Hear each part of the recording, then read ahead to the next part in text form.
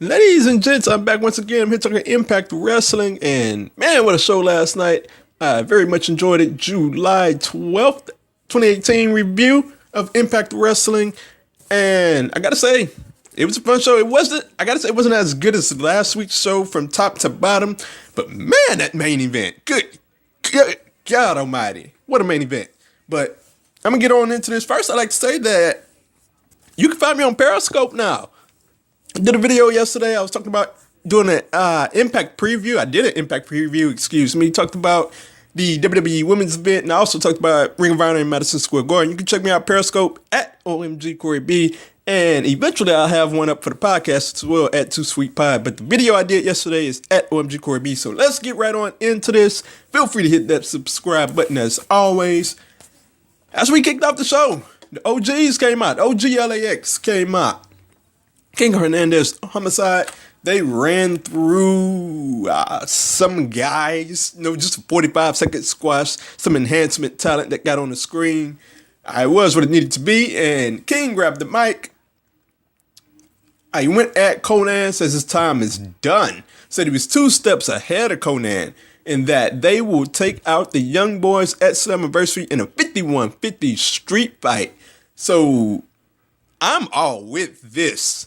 Actually, if you go back to the Periscope preview I did, I was calling for this. I wanted the 51-50 street fight between all LAX members with Diamante somewhere in the middle.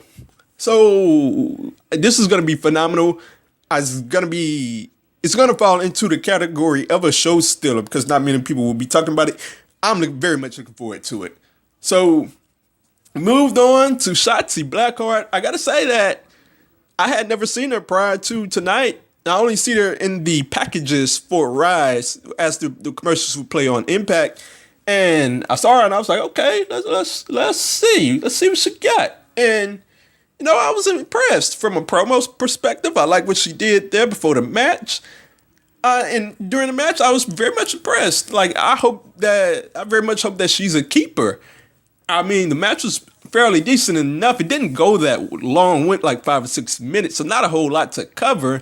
But it ended as Allie hit the code breaker for the win. Allie gets the win over Shotzi Blackheart. That was a very good debut for Shotzi, and I hope she's here to stay. After the match, Tessa, look, I have labeled her, Tessa Blanchard, the walking mean streak. That is just I came up with it. The walking mean streak attacked Allie from behind, laid her out, and she threw Allie in the ring and just this fierce beatdown. Not many people just have that. When they beat down people, you can just tell it's just a mean streak, and Tessa has that. Hit her with the hammerlock DDT, stood tall. So that is official for Slammiversary. And that's another match I'm looking forward to. Slammiversary is just freaking stacked, man. Freaking stacked. We also set up the match with Drake and Grado. So moving on, had Austin Aries backstage, said that he wanted to meet D'Angelo Williams. He said that he couldn't stop hearing his name, couldn't stop hearing Moose's name, and he wanted to make D'Angelo Williams feel welcomed as the champion of Impact Wrestling. So we got to that. D'Angelo Williams came down. And this is very much, D'Angelo Williams just brand spanking new into wrestling. So from a promo perspective, those are always the toughest things to get down, at least one of them, to do a promo. So this very much sounded like an interview, a sports interview, where D'Angelo Williams just gave his answers. Not much from a promo perspective, because I get it, he's just learning. So he said some decent things, said that Moose was in training and that he wasn't scared of Austin Aries. That brought Austin Aries down to ringside, and this is where the fun started to happen. He asked D'Angelo Williams why he wasn't in training camp, and he said, it's because nobody wanted to sign you. You're in retirement. He said, but hey, at least you got a ring. And he said, you don't have one just like Moose. That was so funny. The condescending, arrogant Austin Aries is the guy that needs to stay.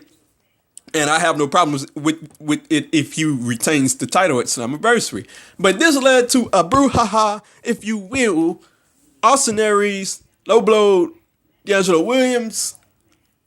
And I mean, and during the brawl, D'Angelo Williams got some fight back. You know, he got something in, and eventually went to lay him out with the chair. Then that led to the low blow, and then Austin Aries stood over him tall. So I like that segment all in all. It hyped the main event for Slammiversary.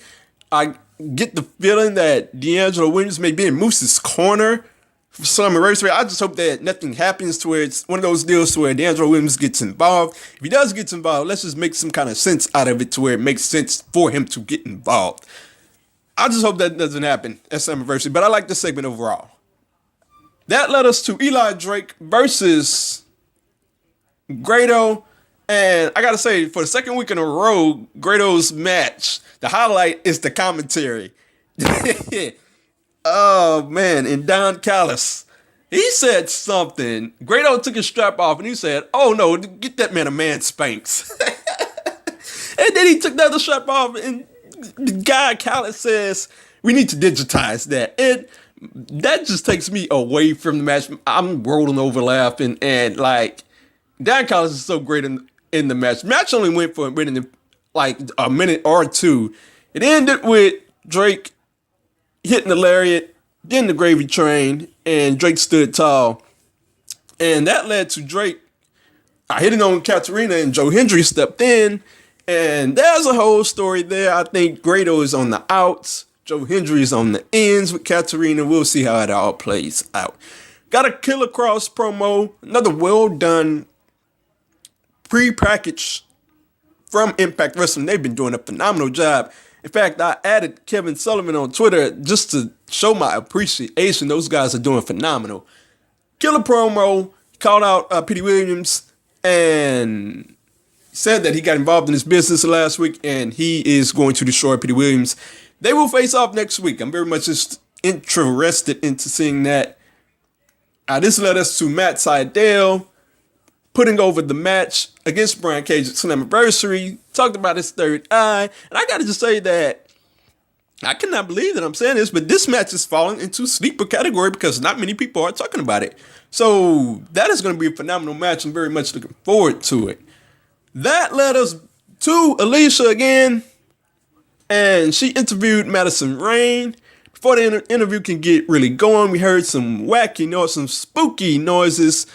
Madison Rain goes out. She doesn't see anything. She turns around and Alicia is gone. She has been captured. Somebody call the police. Somebody do something. Alicia is gone. So she looked up and she saw a wedding dress leaving. She tries to chase it and the door is locked. She's locked in the room. So that cut us to, well, she got out, but nothing was there. And that led us to the main event of the night. My goodness. You want to talk about phenomenal. And I mean, there were so many spots in this match. The Tower of Doom. And I mean, once the bell kicked off, it was just like balls to wall, 90-0. They were going right at each other. We had so many spots in this match. The Tower of Doom that turned into a power bomb from Jake to Fenix. That was phenomenal. We had the package power driver on the apron. We had the spot of the night was the mid-air diamond cutter, jumping diamond cutter from Jake to Rich Swann. And when he did that, it was like I seen both of them setting up on the ropes, and I was like, okay, something's gonna go down here to where he stops Rich Swann from doing this dive here. And I had no idea that it was gonna be a cutter. It was so well done. And I look up on Twitter and like everybody's just losing their mind. I'm losing my mind. I didn't even want to miss the match, so I just typed, "This is wild," or "This is nuts," or whatever, so I can just get back up into the match, see what's going on. By the time I get back up into the match, I see a double stump package power driver from Fenix and Pentagon. My goodness, that is one of the more innovative spots that I've seen in wrestling in the past few months, the past year. This past year, that's one of the most innovative spots I've seen. That was incredible. The match, however, went in as Sami Callahan hit a power bomb on Rich Swann for the win. Just a bananas main event just incredible. Just look, well done. I was very much invested into it, and it was a phenomenal main event. That's like pay-per-view caliber, if you ask me. So we cut to the end of the show. Madison Rayne got out, opened the door, and she was outside. And just the Impact Wrestling team production, like, they're in the stage to where these segments don't feel like wrestling segments. They feel like you're watching a movie. And I always subscribe to the theory, especially on YouTube, that sometimes better is not better. Different is better. And they are different in their production, in the way that they present things. So that appeals to me. And this appealed to me. The Undeb Rights came out. I got around Madison Rayne. Then all of a sudden they were gone. And then Madison Rayne looked up and Su Yung was behind her. I think she said something to the effect that her time is up or something to that effect.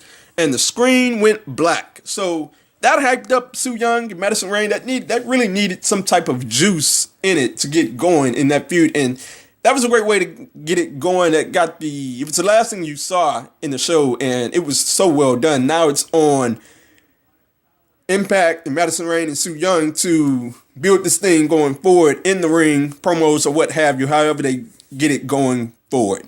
So that was a phenomenal episode of Impact. I gotta say, I'm looking at wrestling these days, and Mondays are like, for the week for me, Mondays like, oh man, it's a drag Monday. Tuesdays, I get a pick me up for SmackDown. It's like, okay, that was pretty good enough.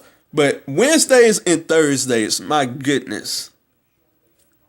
The main events for NXT and Impact Wrestling this week were just, it's pay-per-view. It's like, you wouldn't think that something like that would just get on free TV.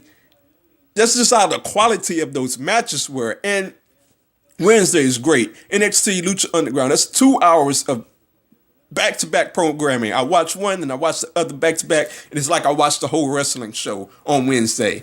Thursdays, Impact Wrestling, killing it. Keeping it simple, all about wrestling. All killer, no filler. And it has just been a wonderful thing to see, going back to the time where people were leaving. That's back when Lashley left and EC3 left. Everybody said, oh man, Impact is in trouble. And I made the video, and maybe I'll post it up here. I made the video saying that, nah, Impact Wrestling is just fine. And it turns out that they were just fine. So tell me what you think. YouTube, Twitter, hit me up. What do you think about this show? Let me know. If you want to find me on Periscope, it's at OMG Corey B.